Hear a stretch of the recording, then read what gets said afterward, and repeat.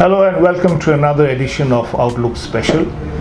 Normally you would see the chief editor or the executive editor or the managing editor in my place. But today I'm here because Sourav Ganguly has made a special. Me, Soumitra Bose, I work for the sports team, and with me is Pranay Sharma, the foreign editor of Outlook. Welcome to the show, Mr. Thank Sharma. you. Not by design.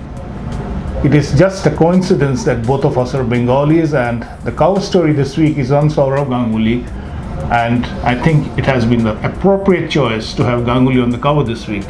I totally agree with you on that, and we are going to discuss what made us, go for Sourav Ganguly on the cover. I think if there was a popularity contest in India today, Ganguly will win the contest hands down. We got a glimpse of it yesterday when Ganguly was at the Bangalore airport. He was going to see his old pal and buddy Rahul Dravid at the National Cricket Academy. He was mobbed. He was virtually mobbed at the check-in counter of the Bangalore airport, and he has posted that photograph on his Twitter account. And Ganguly just seems to be growing bigger and bigger. Today he is the president of the Board of Control for Cricket in India.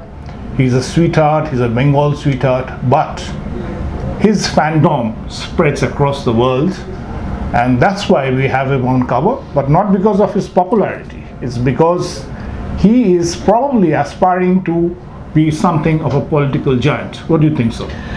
That's a speculation. See, from the moment he was made the president of BCCI, people have started asking that whether this was the first big step that Sourav is taking, which is not going to be limited only in the cricketing world, but beyond that, and mainly what they were all discussing or hinting at, whether he's going to enter the political arena.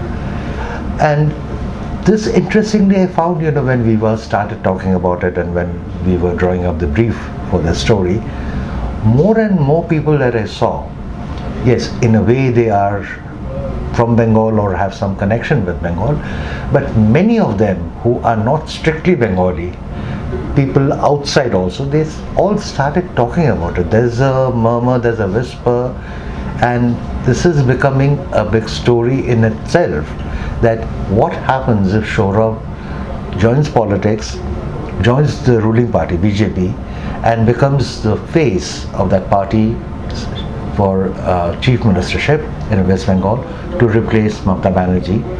And therefore, as you know, Sourav is popularly known as Dada and Mamata Banerjee is referred to as Didi.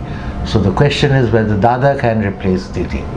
Well, that's the cover story in this week's magazine. Obviously, with Ganguly on the cover and his battle with Didi, it's obviously going to be an attraction, a big draw.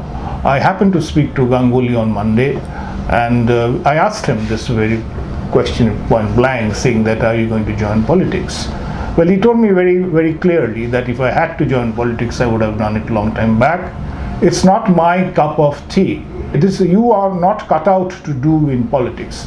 But it so happens that the BJP President Amit Shah probably played a hand in his election as BCCI president, because I asked him whether it's a coincidence or by design that Amit Shah's son, Jai Shah, is also the secretary, and the treasurer is the brother of Anurag Thakur, who is also the junior minister in the finance ministry. Absolutely. So he said, well, that's the way it is, and why are you so allergic about politicians in cricket?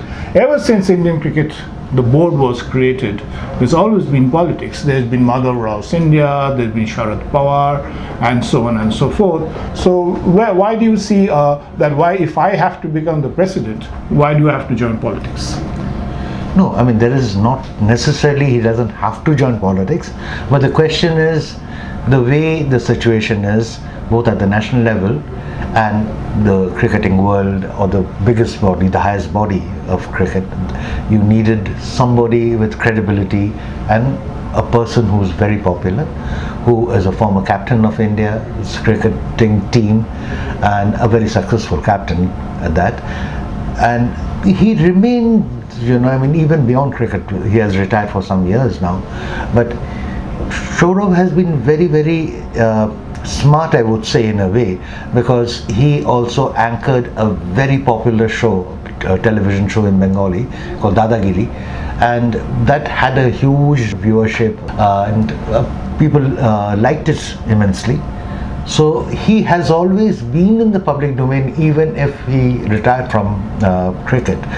What happens a lot of times where cricketers, once they are, I mean, in a country like India, where there's a huge fan following, and wherever they go, every single move is tracked. But once they are off the field, when they are not playing, people tend to forget them, gradually. But Sourav's popularity that way has remained as strong as ever. Maybe the other reason is that he has been a very good commentator at the international stage also. So his petty comments or the timely interventions and all that has been very well appreciated by people. So I think, the Bengalis at large and a lot of Indian fans of his sees that this is a person who has been a very aggressive captain, when he used to play. And I'm not saying that he is an aggressive commentator, but he is not going to take anything which he doesn't like from someone else, lying low.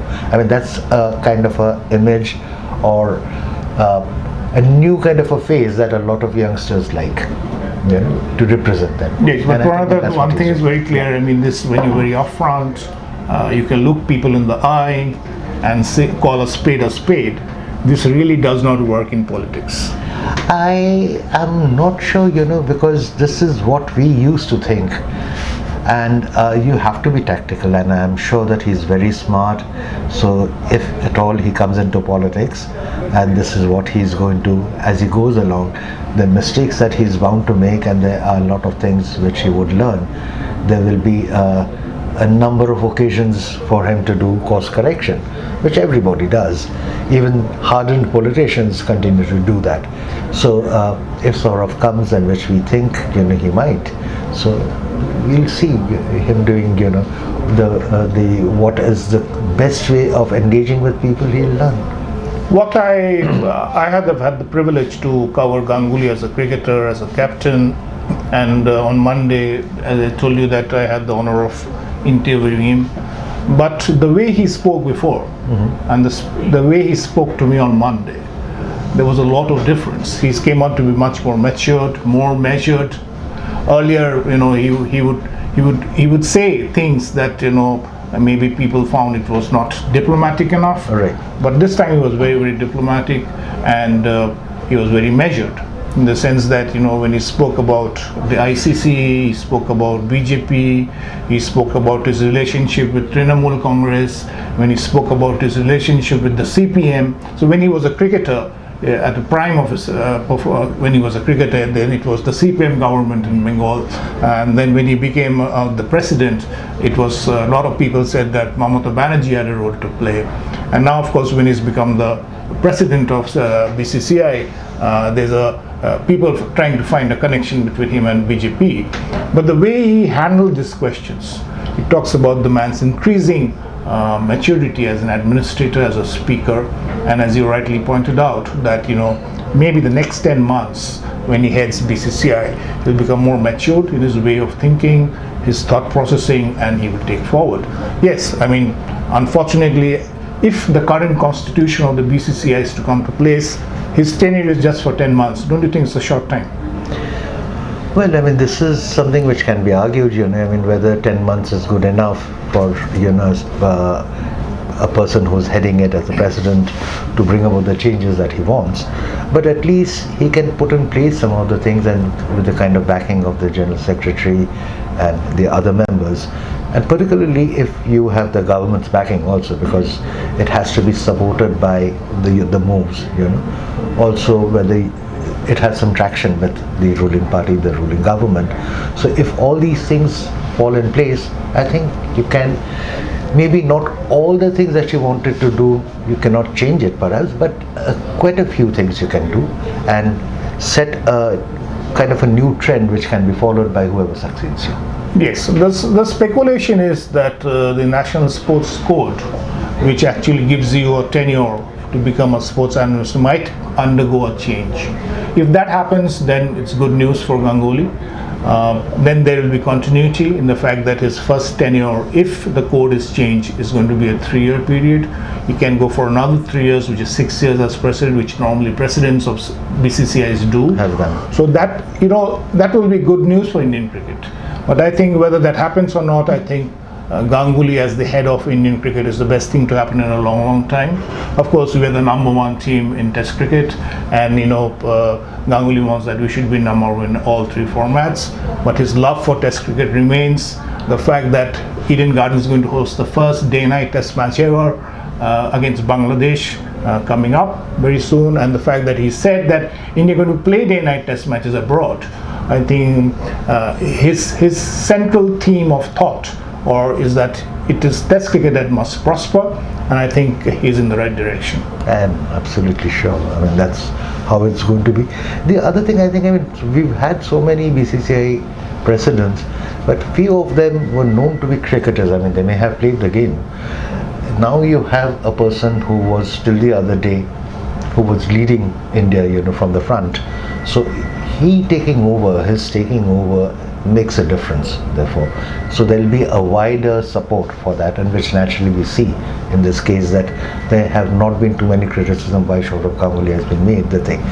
The second question, the second part which he takes when he joins politics, because politics by nature is divisive and polarization, how much it takes part, even though it is Sourav, but the moment he comes in, it can be a different feel altogether.